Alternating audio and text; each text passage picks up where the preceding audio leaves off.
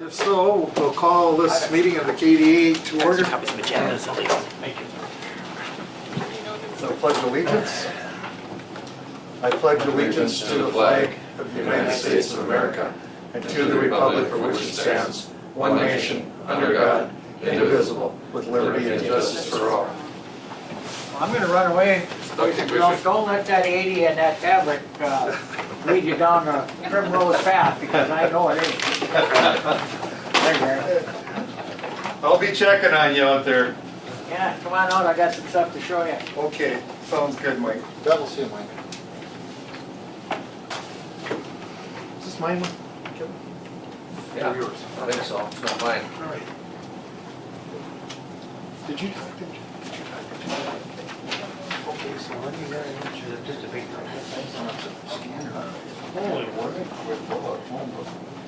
Oh. I'm still experimenting with it. Changing it up, but you can really I see have it. one. I have one edition, but it's just wants to speak briefly on this.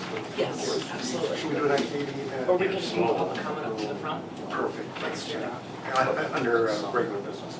Oh, We can do it for KDE. Sure. I think we can do it for Let's do that.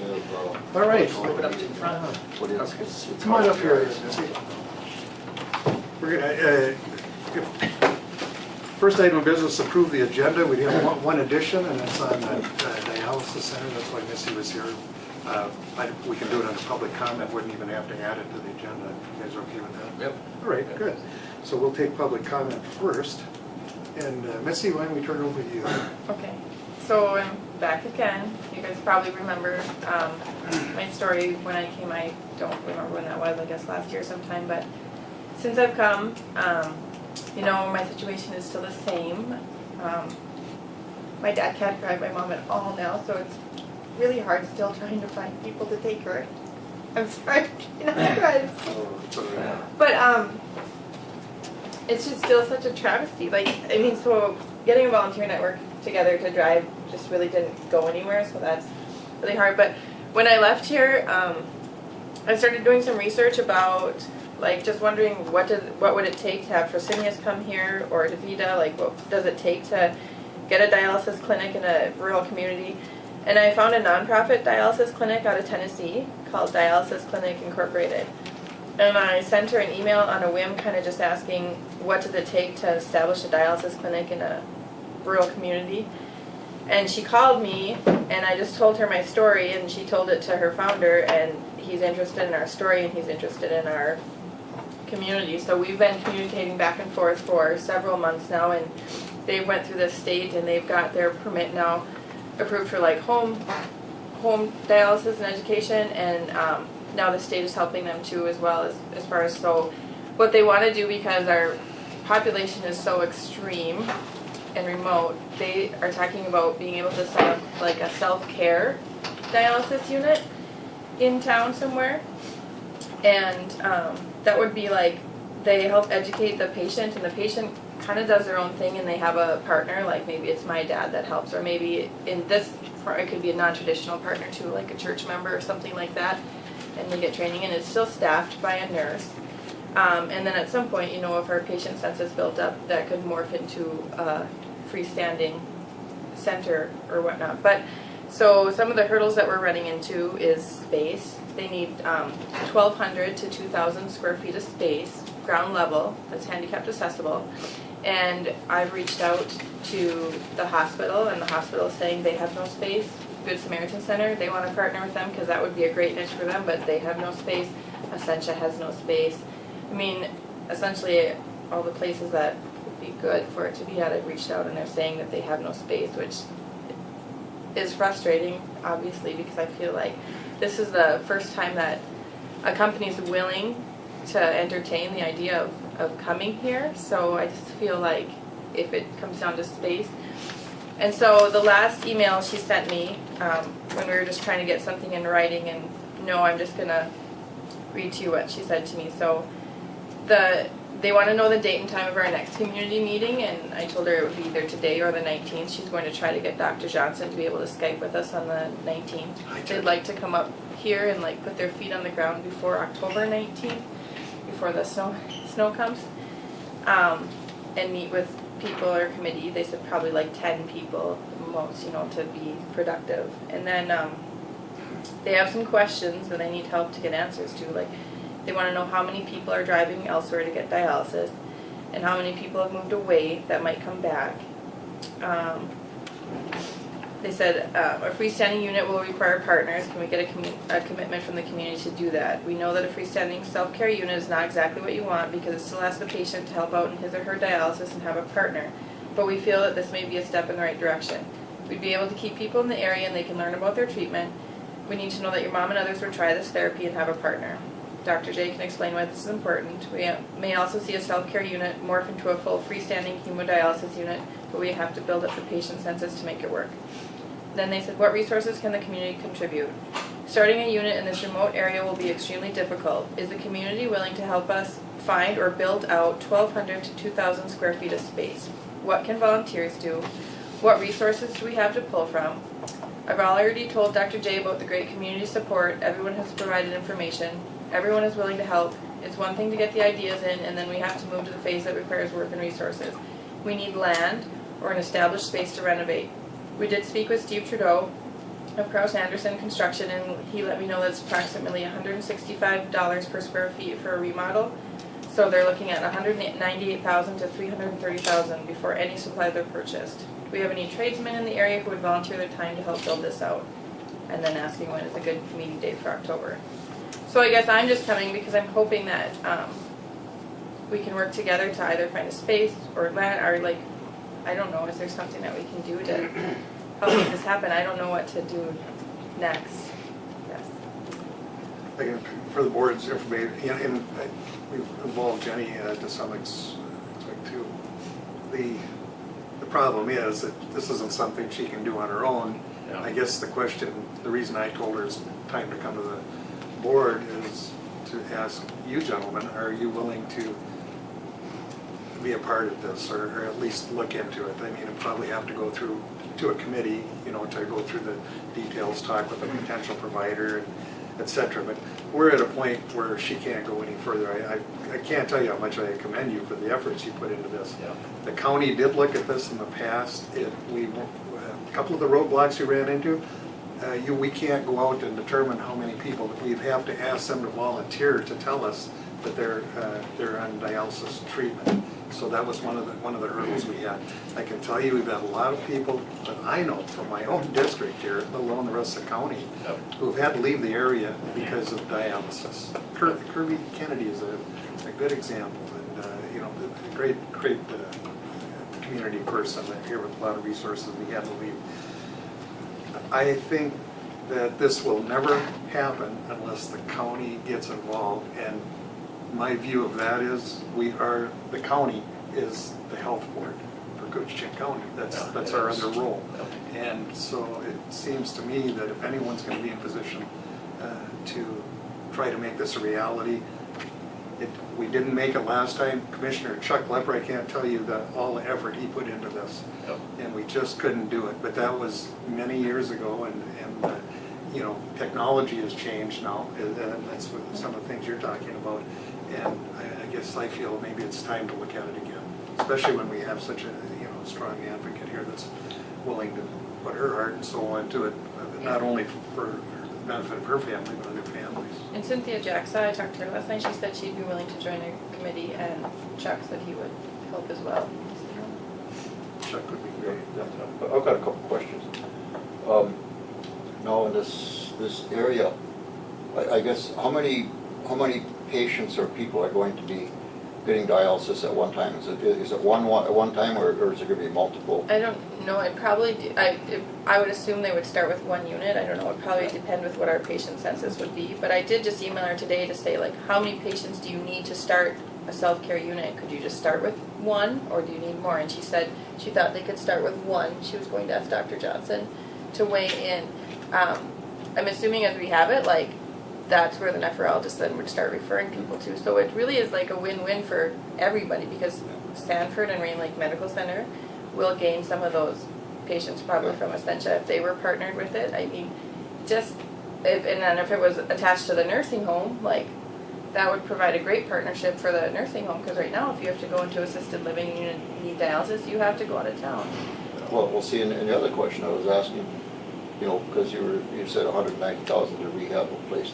Well, if it's gonna be one, and I know people that are doing it in their home, why it couldn't be something, what do you call that for humanity? You know, I mean, Habitat for Humanity. Habitat for Humanity, why they couldn't find a rental property and build it to satisfy the needs of this a lot cheaper, because if it's only one at a time, and I mean, that's why I'm asking what kind of setting it has to be in. I mean, if they do it in other homes, and then the other thing is that if Habitat for Humanity, just using a name, does it, do they have a liability involved in providing that space for it? Yeah, I don't know the answers to the questions, but this is not the same as a home machine. I mean, this is like a freestanding Oh, okay, unit okay, that so- you would get at a dialysis center. The difference is though that they are like educating you as the patient, and your Yes, partner yeah. would help, and then Yeah, so right, yeah. and so sometimes they do set up people with home hemodialysis, because this is hemodialysis, not peritoneal. But the problem with that is that, so like if my mom were able to do that, she would have to find a partner that could commit to go away for like 8 Yeah, weeks right, of yeah. training, and then she's only committed to that. Only partner can help. Now, if we were able to do something like this, then maybe one day you could volunteer 4 hours and help my mom, because there's still a nurse there, and so that makes people more comfortable. So it offers people more non-traditional partners and access to that. Yeah, but I was just trying to find a way to get it to house it without having. Yeah, I think probably the cost is probably because there are specs from the state that you just have to have, and where she got that number from Kraus Anderson, Paul Nevenin directed her to them, because they just recently built a dialysis center, or are building one, so they had pretty fresh numbers to give her. That's why we're coming to KDA. I mean, you've got the humanitarian side of it, but there's also an economic side to this also. Commissioner McBride. Well, yeah, Missy, we have, obviously, we need to have a committee, a group of people, concerned people that have the knowledge and to work on this, but, you know, not only the initial investment to find the space, whether it's $150,000 or $350,000, do we know what the ongoing cost is to keep it going? I mean, do the people's insurance continue to pay to help to run? I'll get that information. We can ask that information from the doctor too when we can skip in. But I would assume like it's their insurance that Medicare would cover those. And then I guess my other question, our statement would be, you know, obviously the county board and KDA would have to look at these, but I remember back here a few years ago when you were talking about Habitat for Humanity, I remember we put a ton of money into helping. We built an animal shelter. And my gosh, I mean, the county needs to get in the 21st century when it comes to public health, and we need to look at something like this. I don't know how we're going to do it, but we need a committee really to look at it and come up with some ideas. And obviously, I think the county board would be there to help, but we need to know what level of commitment you're asking of us. Commissioner Harvey. Oh, good. So the home dialysis thing that Sanford does, this doesn't work for them? For my mom in particular, like the peritoneal does not, because she has too much scar tissue on her stomach, so she can't do that. So she's been evaluated and we tried. The reason I've been looking at this is I've had quite a few conversations with Bonnie Erickson on here about this issue.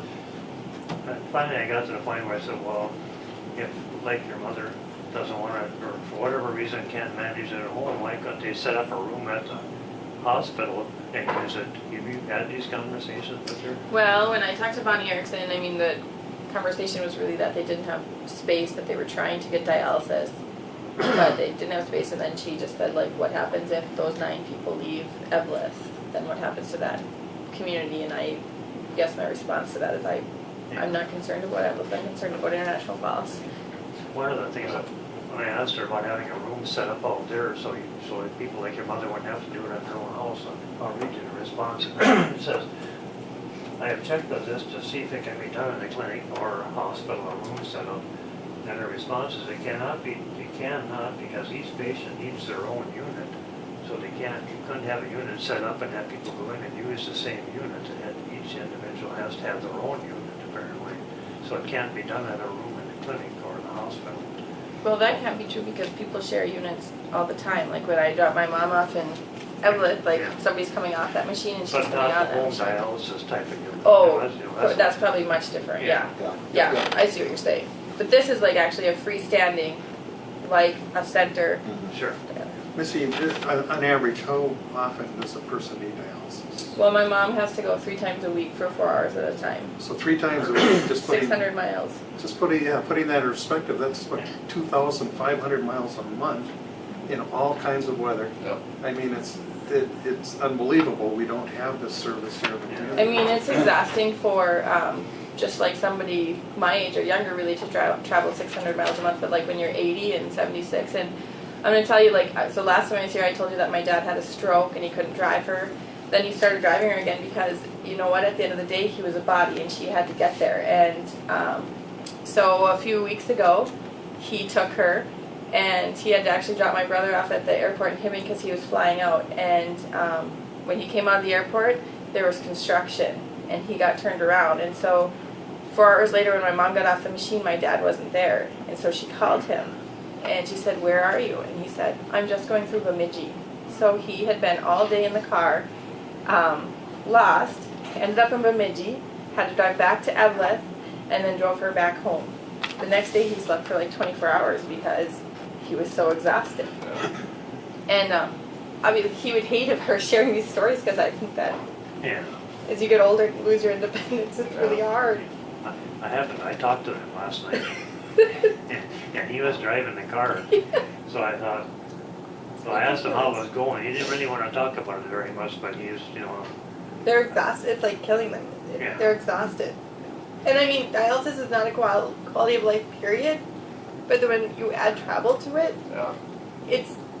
that's all they do. Like they're traveling, and then it's a day of rest, and they're traveling, and then now if my mom has to go to Duluth for another doctor's appointment, it's just nonstop. They're in the car. That's their life. And now my dad can't go, so then but again, I cannot be the only person in this situation. And I might add, it's not just dialysis, it's radiation.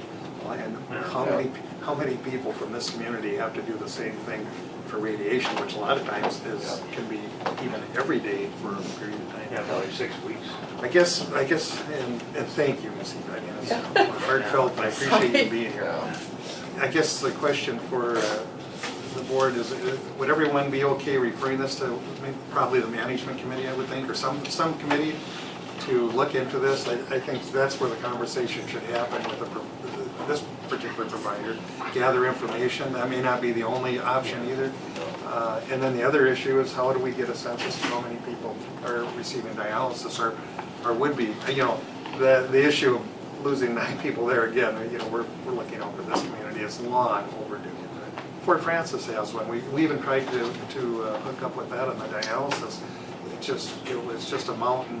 When they're full. Chuck worked endlessly on that, and it was just a mountain that we couldn't get through. And they're full. People are going to Thunder Bay. But like Cynthia did suggest last night, you know, at some point if we get this going, it doesn't hurt to revisit that. Now that they're sending people, maybe they would be willing to come over and use our facility if we were able to. We got in the insurance provider zone. Yep. You know, Chuck's got just way like more one step at a time. way more but- details on that. But go ahead. I think that's one of the biggest, well, one of the big challenges is finding out how many people do go out of town, you know, because of HIPAA rules and everything, is a roadblock actually to, you know, getting to that point.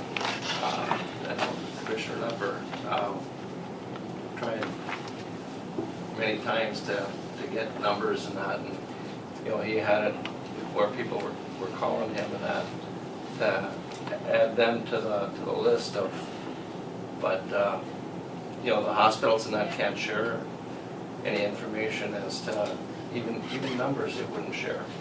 You know, I mean, it wasn't like he was asking for names, just give me some numbers, you know, how many people.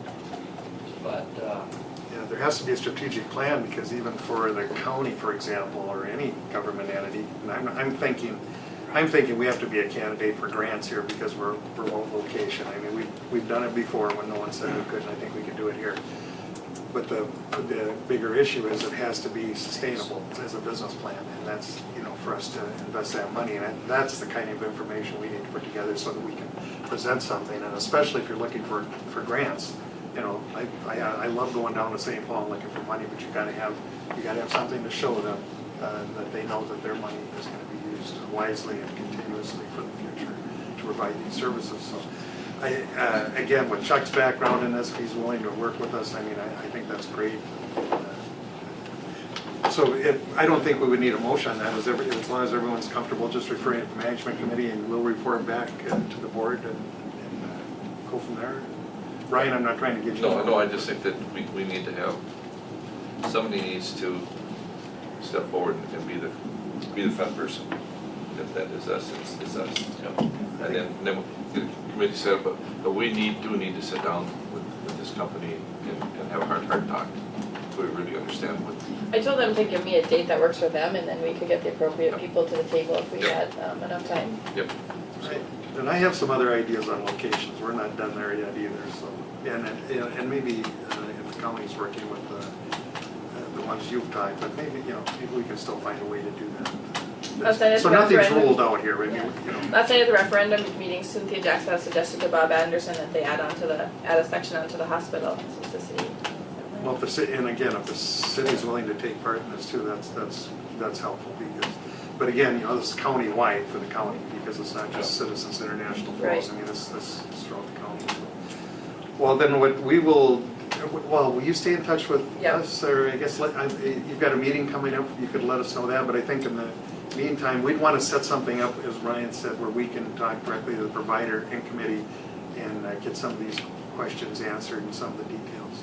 Yeah. So she's gonna talk to Dr. Johnson to see if he can attend the board meeting on the 19th, just as like Skype or something. Mm-hmm. But they are, like I said, looking for a date to come up here before October 19th. Is there only the one supplier? Is that the only hope there is at 10 o'clock? What's that? Is there only one provider? Well, the for-profit providers are Fresenius and DaVita, and I doubt they will ever come. This dialysis clinic is called Dialysis Clinic Incorporated, and they're based out of Nashville, Tennessee. And they've just been, she's incredibly hard to get a hold of it now with all the natural disasters happening. That's really taken a lot of their time. And never rule anything out, in the past when we've started looking at something, providers we didn't think could do something, all of a sudden we're interested, so you never know. I just think it's really a great partnership all around, really. It's kind of, if we can make it happen, silly not to. And I honestly believe if you get something going and you need numbers, I believe people are going to volunteer because they don't want to travel. Well, I know that Lori Nicodemus, like I just talked to her, and she said that this summer her husband got 2 stents in his kidneys, and he got a blood infection, and so she said it's just like a matter of time that he's going to be on dialysis. My dad actually is now in stage 4 kidney disease with 30% kidney function, but so I mean, and there are other people I've talked to that have kidney disease, and we have an aging community and a lot of diabetics in our community, so the number is going to rise. Well, the other thing, when we go to the state or the federal government, we can show we are an extremely remote location. Yeah. We are a long way from those types of services. It's just, in this day and age, it's just unbelievable. And in our weather, it's unbelievable. Like I said, when my mom goes on the machine, we leave at 8:30 and probably drop her off about 10, a little after, and then she gets in the machine probably a little bit before 11. She doesn't get off until sometimes 4 o'clock. Well, in the winter, it's dark already at 4 o'clock. And snowstorms and hail and Yeah, does Todd go with them or how? Sometimes he goes with, but otherwise he just goes to work, and then when they get back, he goes with his worker. Well, we know you're not the only one because, even the research when Chuck was here, I mean, we found so many people in the same position and it just breaks your heart. All right, with that, stay in touch and let us, we should probably get together before that meeting. Yeah, that's like the sooner we can all get together, I guess, and get some answers better. And I'll reach out to Jessica and already give her some of these questions that we have looking for, and maybe we can get something. If you get a small committee form, maybe we can get a meeting sooner with Dr. Johnson. All right, that sounds great. So you'll be seeing Brian and I, or if one of us can't make it, it'll be one of our other commissioners or something. Okay. Okay. So should I just keep you on the loop by email? Is that the best way to communicate with you, or what's the best way? Probably through Jenny. Okay, through Jenny, and Jenny can get information to us. all right. Jenny will be the driver on anything we're involved in here, so. Very good. Sure good. Thank you Well for deserved. sharing Thank you. this. Where you go, Jenny? Missy, if you really need something, you gotta, for me, you gotta call Carol. They all know that. I know I can do it. So, I'll, yeah. Just drop them over. We're gonna discuss it around next week. I'll email as I get to Carol, Thank you. so that the next time that happens. Let's get that thing cleared, where you have to have this back. So it's still three sessions. Like, we're under such a tight timeline, we've got a public hearing on a public hearing. So I just want to get the count, I want to discuss with the county board, make sure you guys are on it. Regardless. Still, it's still some edges in there, so. This is what Dale's been telling me, Jen. Pretty picture. Yeah, and that goes, we're gonna be non-stop. I'm gonna meet with you at the committee. Looks like my island, I bet it looks like yours. We're having a recommendation. So that's all I do. All right. Yep. All right, We'll check next week, all committee. we need to approve the minutes on the 8/8. So moved. We've got a motion by McBride, Second. second by Norby to approve the minutes as presented. Any discussion on those? Hearing none, all those in favor? Aye. Opposed, that motion carries. Yeah, we did. Those minutes. I did do second. Okay. Claims, Mr. Chair, I will move we have a motion by Commissioner Ady to claims. pretty short list this time. Great. What's that? Commissioner Norby, you second? Yeah. Minutes, I'm sorry. Okay, we'll go back. Agenda's approved by McBride, second by 80. Minutes approved by McBride, second by 80. The claims were by 80, second by Norby. Got it? The minutes were who? Minutes were McBride 80. Okay. Very good. Thank you. All right. So, we're back to the claims, and we've got a motion and a second. Any discussion on those? Hearing none, all those in favor? Aye. Opposed, motion carries. August accounting report, Jenny? Let's see. Pretty short also. Yeah, it's very short. We just had that one claim, and so we're looking at a fund balance of about 116,849, which is down a little bit because some of it was used for the island view sewer project, but still, we're in good shape there. Approve the accounting report? Thank you. We've got a motion. Second. Second. McBride and 80. Any discussion on that? Hearing none, all those in favor? Aye. Opposed, motion carries. Any other business reports from members? Hearing none. Public comment? Anyone else for public comment? Hearing none. Motion to adjourn? Move. Have we got a second? Second by Norby. Motion by McBride. Discussion? Hearing none, all those in favor? Aye. Opposed, motion carries.